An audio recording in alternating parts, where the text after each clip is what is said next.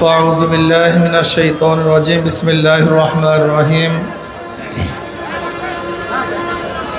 إن الحكم إلا لله صدق الله العلي العظيم সবাই পড়ি সাল্লাল্লাহু আলাইহি ওয়াসাল্লাম।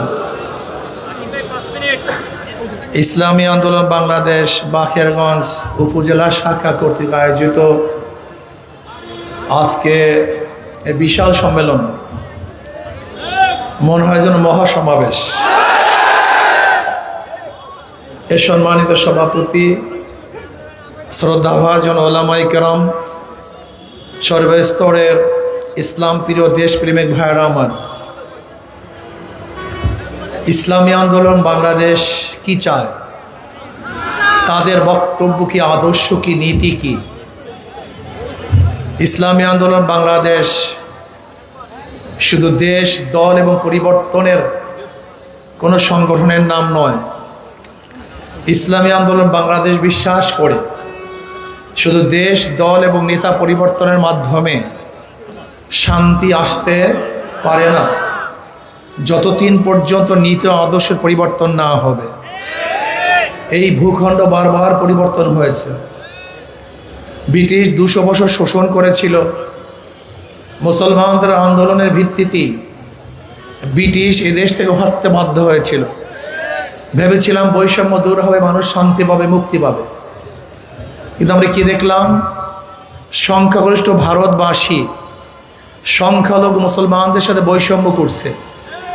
মুসলমানরা আবারও চিন্তা করছে, যদি মুসলমানদের জন্য আলাদা ভূখণ্ড না হয় তাহলে আমরা শান্তি পাবো না, মুক্তি পাবো না। এর জন্য আমরা 47-এ ধর্মের ভিত্তিতে পাকিস্তান নামে একটা রাষ্ট্র গড়েছিলাম। ভেবেছিলাম বৈষম্য দূর হবে, কিন্তু পশ্চিম পাকিস্তানের মানুষ পূর্ব পাকিস্তানের মানুষের সাথে বৈষম্য করছে, বৈষম্য দূর করতে পারে নাই। এই বৈষম্য দূর করার জন্য সাম্য, মানবিক মর্যাদা, সামাজিক ন্যায় বিচারের ভিত্তিতে আমরা 71-এ আলাদা হয়ে দেশ স্বাধীন করেছিলাম।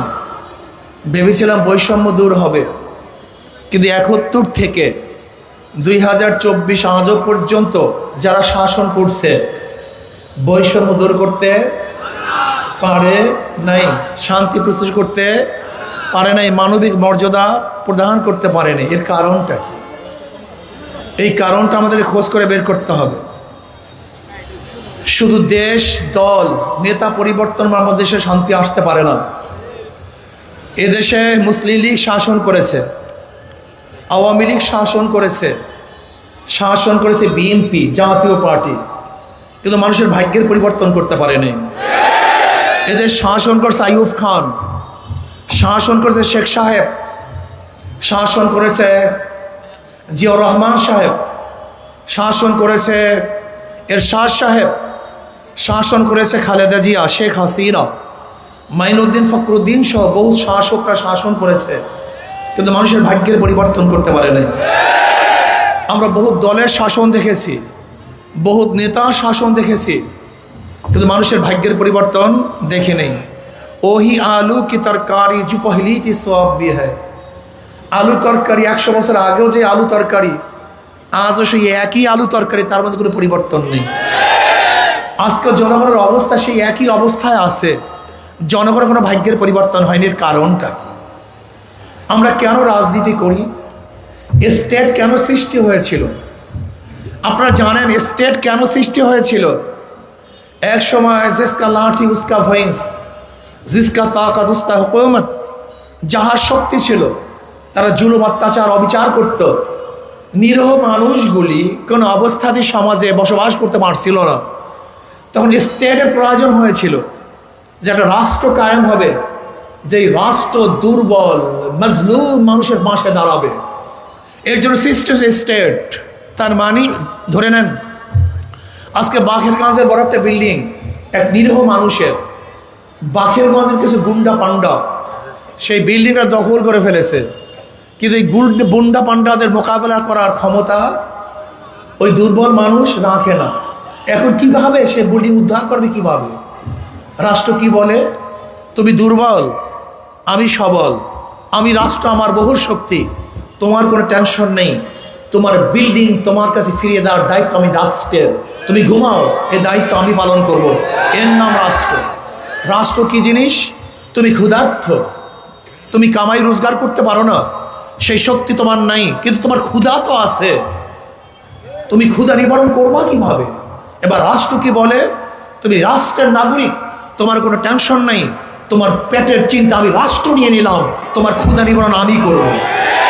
রাষ্ট্র কি জিনিস? তুমি বস্ত্রহীন, তোমার বস্ত্র নাই, রাষ্ট্র কি বলছে? তোমার কোনো টেনশন নাই, তোমার বস্ত্রের দায়িত্ব আমি নেব। তুমি গৃহহীন, তোমার ঘর নাই, না, তোমার কোনো টেনশন নাই, আমি রাষ্ট্র, তোমার ঘরের ব্যবস্থা আমি করব।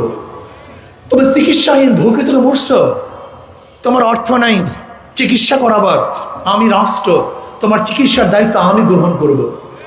তোমার সন্তান মেধাবী, উচ্চশিক্ষা শিক্ষিত পারছে না, অর্থ নেই, তোমার কোনো টেনশন নেই, তোমার ছেলে মেধাবী, তোমার মেয়ে মেধাবী, আমি রাষ্ট্র, তোমার সন্তানকে উচ্চ ডিগ্রি লাগবার ব্যবস্থা আমি গ্রহণ করব।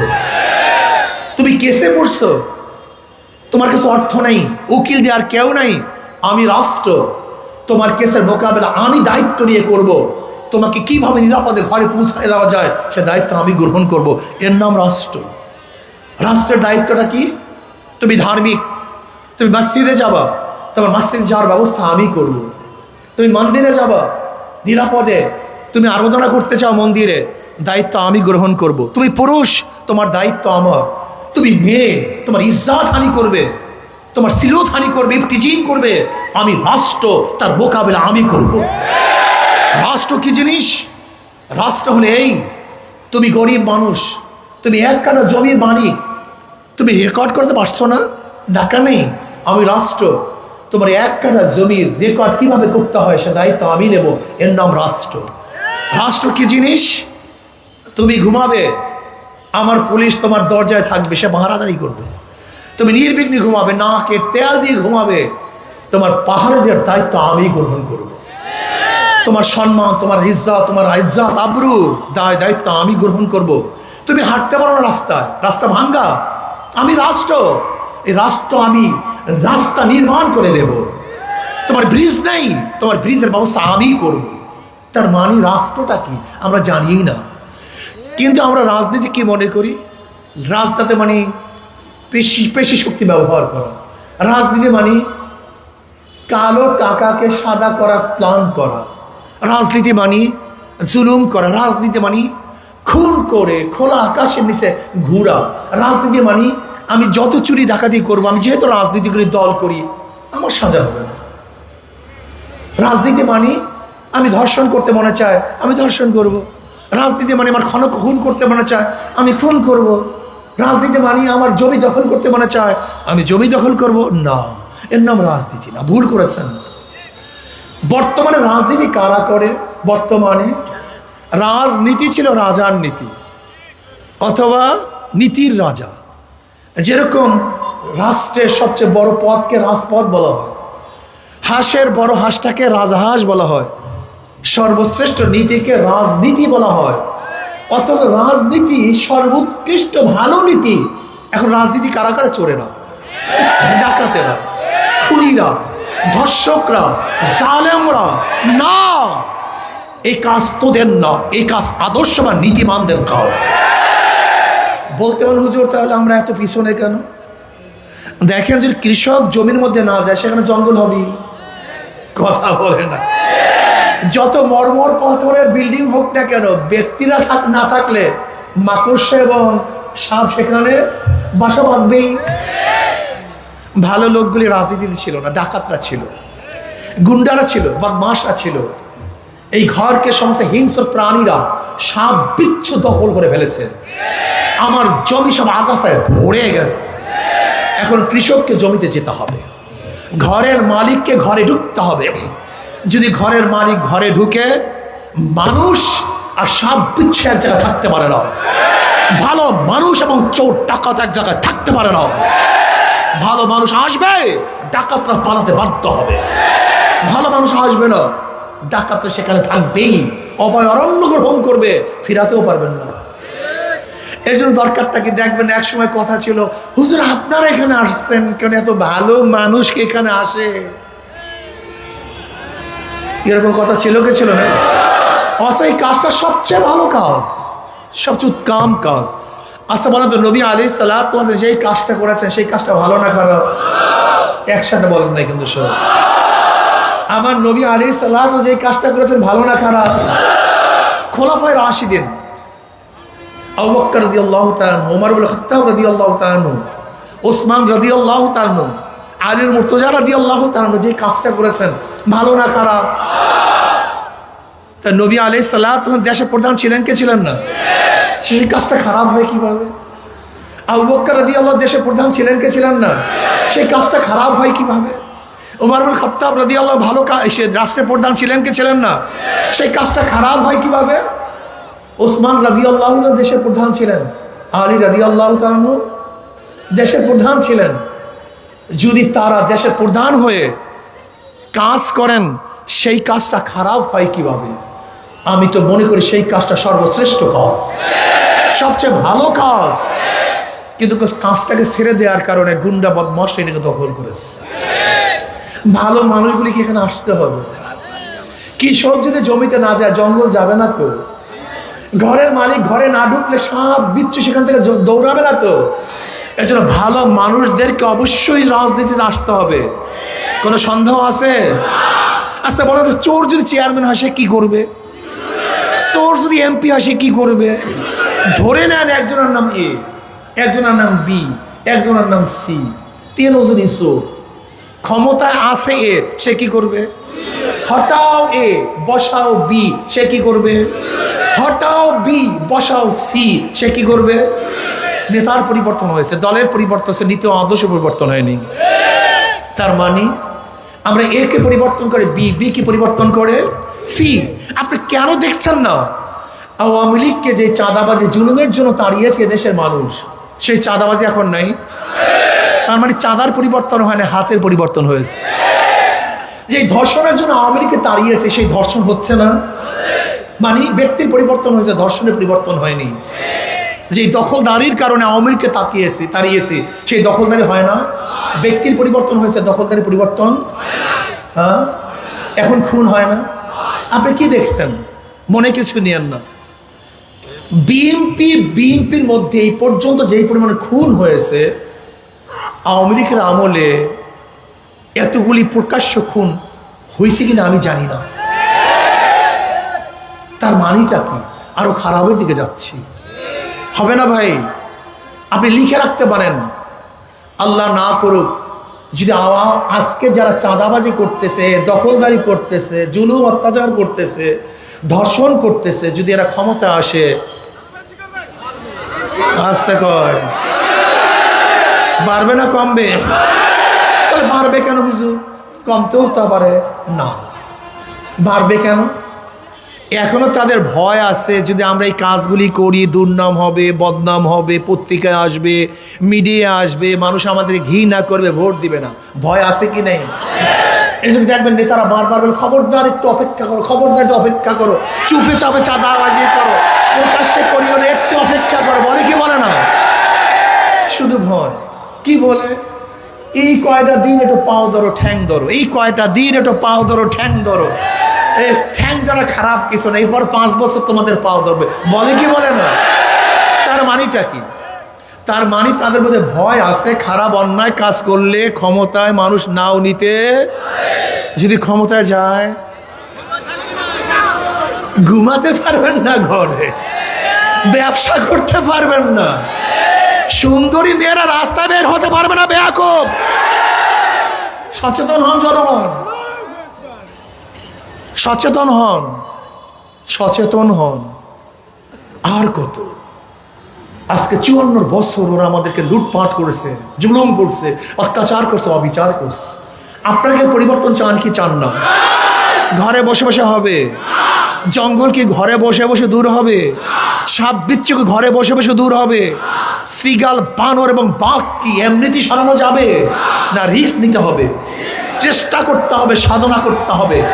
এই আপদ বিপদ, জঙ্গল এবং জানোয়ারদেরকে এদেশ উৎখাত করার জন্য লড়াই করতে হবে, সংগ্রাম করতে হবে, চেষ্টা করতে হবে ইনশাআল্লাহ। ভাইরা আমার, খবরদার শোনেন, ওদের সব জায়গায় ধোঁকা, বিশ্বাস করেন ওদের সব জায়গায় ধোঁকা। যারা নৌকায় নির্বাচন করে নিজেরা নৌকা চালাতে পারে না, যারা ধানের শেষে নির্বাচন করে নিজেরা ধান কাটতে পারে না, যারা নাঙ্গলে নির্বাচন করে নিজেরা নাঙ্গল বইতে পারে না। নৌকা চালায় গরিবরা, ধান কাটে, নাঙ্গল চালায়, ধান কাটে, সব গরিবদের। নৌকা গরিবদের প্রতীক, ধানের শেষ গরিবদের প্রতীক, নাঙ্গল গরিবদের প্রতীক, কুঠার গরিবদের প্রতীক, সব প্রতীক গরিবদের। কিন্তু যারা নির্বাচন করে একজনও গরিব না। তার মানে ওদের কাজের সাথে মার্কারই মিল নেই, কথা ঠিক না মিথ্যা? কিন্তু হাত পা কেমন একটা মার্কা। যে নির্বাচন করে সেও চালাতে পারে, যারা সমর্থন করে তারাও ঘুরাতে পারে, কথা না কি? মহিলারাও চালাতে পারে, পুরুষরাও চালাতে পারে, বড়রাও চালাতে পারে, ছোটরাও চালাতে পারে। হাত পা কামড়ার জন্য মুসলমানদের, হাত পা কামড়ার জন্য হিন্দু বৌদ্ধ খ্রিস্টানদের। কারেন্ট ফেল করে, হাত পাখা ফেল করে না, সবাইকে শান্তি দেয়। কাউর মার্কা ঘুমের সময় বুকের উপরে থাকে না। দেখেন তো, কাউর মার্কা ঘুমের সময় বুকের উপরে, কলিজার উপরে থাকে না। একটা মার্কা যেটা ঘুমের সময় বুকের উপরে থাকে, তার নাম হাত পাখা। হাত পাখা মানে সর্বজনীন মার্কা, কুদরাতি মার্কা, সবার মার্কা। আমি বিশ্বাস করি হাত পাখা যদি বিজয় হয়, এই জাতি বিজয় হবে। হাত পাখা বিজয় হয়, সমাজ বিজয় হবে, এই রাষ্ট্র বিজয় হবে। কত সত্য না মিথ্যা? আচ্ছা বলেন তো, হাত পাখাকে বিজয় করার জন্য সাধনার দরকার নেই, চেষ্টার দরকার নেই? আচ্ছা ভাই, খেয়াল দিয়ে শোনেন, খুব খেয়াল দিয়ে শোনেন, কথা বোঝার চেষ্টা করেন। মানুষ ব্যক্তি সংশোধনের জন্য এক চিল্লা দেয় না, ব্যক্তি সংশোধনের জন্য 3 চিল্লা দেয় না, ব্যক্তি সংশোধনের জন্য 1 বছরের চিল্লা দেয় না, সাল লাগায় না, জীবন সাল লাগায় না। কিসের জন্য ভাই? ব্যক্তি সংশোধনের জন্য সাধনা করে। তা আমরা কি ব্যক্তি এবং সমাজ এবং রাষ্ট্রকে সংশোধন করার জন্য মাত্র 3 মাসের চিল্লা দিতে পারি না? আসতে কয় 3টা মাসকে একটু চিল্লা দিতে পারি না? ঘর ছাড়ার প্রয়োজন নেই, ঘর ছাড়ার দরকার নেই, ঘরটার সাথে গাট্টি বস্তা নিয়ে ঘরের বাইরে যাওয়ার দরকার নেই। মাত্র 12 ঘন্টা, 24 ঘন্টার 12 ঘন্টা, অথবা 8 ঘন্টা, অথবা 4টা ঘন্টা সময়। কয় ঘন্টা ভাই? 12 ঘন্টা, 8 ঘন্টা, 4টা ঘন্টার সময় জাহিলি সমাজকে পরিবর্তন করে কোরআন ও সুন্নাহর আইন বাস্তবায়নের জন্য আমি আমার 24 ঘন্টার সময়ের মধ্যে 12টা ঘন্টা, 8 ঘন্টা, 4 ঘন্টা সময় ব্যয় করব। রাজি আছেন ইনশাআল্লাহ? কে রাজি আছেন? নারায়ে তাকবীর, নারায়ে তাকবীর। মাশাআল্লাহ। নামেন, বসেন। আজকে শায়েখ স্যার মনির রহমতুল্লাহ আলীকে মোহাব্বত করি, ইসলামী আন্দোলনকে ভালোবাসি অনেক। বসেন। অনেক মোহাব্বত করি, অনেক ভালোবাসি, ইসলামী আন্দোলনকে ভালোবাসি, মোহাব্বত করি। আমি প্রশ্ন করতে চাই, ইসলামী আন্দোলনকে মোহাব্বত করেন, ভালোবাসেন, সন্তানকে মোহাব্বত করার কারণে তার জন্য দামি জামা ক্রয় করেন, দামি জুতা ক্রয় করেন, স্ত্রীকে মোহাব্বত করার জন্য দামি স্বামী ব্যবহার করেন, ক্রয় করেন। ইসলামী আন্দোলন হাত পাখাকে মোহাব্বত করেন, জীবনের চেয়ে ভালোবাসেন। হাত পাখার প্রচারের জন্য একটা ফেস্টুনি, একটা ব্যানার দিতে পারেন না? এতটুকু ক্যাক করতে পারেন না? এক ব্যক্তি দেখে জুতা দিয়ে, শাল দিয়ে জুতা মালিশ করতেছে, বলে কিরে এত দামি শাল দিয়ে জুতা মালিশ করো, কারণটা কি? বলে জুতা হলে আমার টাকা, আর শাল হলে বাবার টাকা। যে জিনিসের পিছনে ত্যাগ নেই, সেই জিনিসের মহব্বত নেই, নাকি ভাই? যেই জিনিসের পিছনে ত্যাগ নাই, আজকে যদি এখানে ভাড়া দিয়ে নিয়ে আসতাম, বিরিয়ানির পর বিরিয়ানি খাওয়াতাম, টাকা দিতাম, ওই মুছতে মুছতে কারবার শেষ হয়ে যেত। কিন্তু এখানে নিজের টাকা ব্যয় করে, সময় ব্যয় করে, তার ব্যবসাকে বন্ধ করে, কষ্ট ক্লেশ করে এখানে আসছেন। এর গুরুত্ব আর টাকা দিয়ে আনার গুরুত্ব কোনোদিন এক হতে পারে না। ত্যাগী মানুষের দামই ভিন্ন। সাহাবায়ে কেরাম রিদওয়ানুল্লাহি তাআলা আজমাইন যেরকম ত্যাগী ছিলেন, আমাদের ত্যাগী হতে হবে। নবী আলাইহিস সালাতু ওয়াস সালামকে মক্কাবাসী স্থান না দিলেও মদিনাবাসী, নবী আলাইহিস সালাতু ওয়াস সালামকে মদিনাবাসী কি করেছেন? আগের থেকেই জায়গাকে তৈয়ার করেছেন, পরিবেশ সৃষ্টি করেছেন। নবী আলাইহিস সালাতু ওয়াস সালামকে নিয়ে এসেছেন রাজার হালাতে, আমি বিশ্বাস করি বাকেরগঞ্জ মানুষ এমন এক অবস্থান সৃষ্টি করবেন যেখানে যেন যেখানে যেখানে একজন লোক খেদমত করার মতো আগ্রহ সৃষ্টি হয়, তাদের মধ্যে আগ্রহ সৃষ্টি হয় যেন ওখানে খেদমত করার মৌকা আছে, জায়গা আছে। কথা ঠিক না? আমি বিশ্বাস করি, আমার কথা অনেকেই বলেন, আমি আমাদের দায়িত্বশীলকে বলেছি যে ভাই দেখো, আসলে বাকেরগঞ্জ আসা তো আমাদের জন্য অনেক সহজ। বরিশাল যেতে আমাদের টোল দেওয়া লাগে, কিন্তু বাকেরগঞ্জে আসতে কোনো জায়গায় টোলও দেওয়া লাগে না। বরিশাল শহরে যাইতে যত সময় লাগে, বাকেরগঞ্জ আসতে এত সময়ও লাগে না। আর বাকেরগঞ্জের ওপরে ইউনিয়নগুলো তো সব আমাদের কাছাকাছি, সবই একই জায়গায়। আর বাকেরগঞ্জের সাথে ঐতিহাসিকভাবে চরমনের সম্পর্ক অনেক বেশি। আমার দাদাজান রহমাতুল্লাহ এখানে অনেক আগের থেকেই কাজ করেছেন, আব্বাজান রহমাতুল্লাহ বাকেরগঞ্জ অনেক আগের থেকেই কাজ করেছেন। বাকেরগঞ্জে আমরা সব সময় বেশি বেশি সফর করি। বাকেরগঞ্জের মানুষগুলো আমাদের মহব্বত অনেক বেশি করে, ভালো অনেক বেশি বাসে। আমরা বাকেরগঞ্জের মানুষদেরকে অনেক বেশি ভালোবাসি। আর বরিশাল সৃষ্টি হওয়ার আগে তো বাকেরগঞ্জই জেলা ছিল। কথা ঠিক না? এতে ঐতিহাসিকভাবে আমরা সবই একই, কিন্তু আমি মনে করি যদি বাকেরগঞ্জের মানুষ সেইভাবে নিজেদেরকে প্রস্তুতি নিতে পারে, প্রত্যেক ওয়ার্ডের মধ্যে 500 লোক, 300 থেকে 500 লোক তৈরি করতে পারে, এরপরে যদি কাউকে মনে করেন হুজুর আপনার সাথে আমরা খ্যাতবোধ করতে চাই আর আপনাদেরকে আমাদের খাদেম বানাতে চাই, এরকম যদি আপনার প্রস্তুতি নেন, তখন ইনশাআল্লাহ আমরা দেখব কি করা যায়। কিন্তু সবচেয়ে বড় মনে রাখতে হবে, যদি আপনারা আপনাদের দায়িত্ব পালন করতে ব্যর্থ হন, তাহলে লজ্জা পাওয়ার চেয়ে আগেই সম্মানে থাকা ভালো। কি আসতে কয় কথায়, যদি আপনারা সম্মানিত করতে পারেন, ইসলামকে বিজয় করতে পারেন, হাত পাকে বিজয় করতে পারেন, এত মানুষের মন ভাঙ্গার মতো লোক আমরা না। যদি বাকেরগঞ্জ বাসী মনে করে না আমরা আমাদের ইসলামকে অবশ্যই সংসদে নিয়ে যাব, সেখান থেকে গোটা বাংলাদেশ, গোটা দুনিয়ার মধ্যে ইসলামের আলো ছড়িয়ে দেব এবং বাংলাদেশটাকে একটা পর্যায়ে নিয়ে পৌঁছাবার চেষ্টা করবে ইনশাআল্লাহ, তাহলে ইনশাআল্লাহ আপনাদের খাদেম হিসাবে যদি আপনার দাবি করেন, তখন দেখবো ইনশাআল্লাহ। কিন্তু শর্ত হলো কি, প্রত্যেকটা ওয়ার্ডে 300 থেকে 500 করবে ইনশাআল্লাহ, আমরা তৈরি করবো। কি রাজি আছে ইনশাআল্লাহ? কি খাটতে রাজি আছে ইনশাআল্লাহ? ধোকাবাজি করবেন না, মুনাফিকি করবেন না।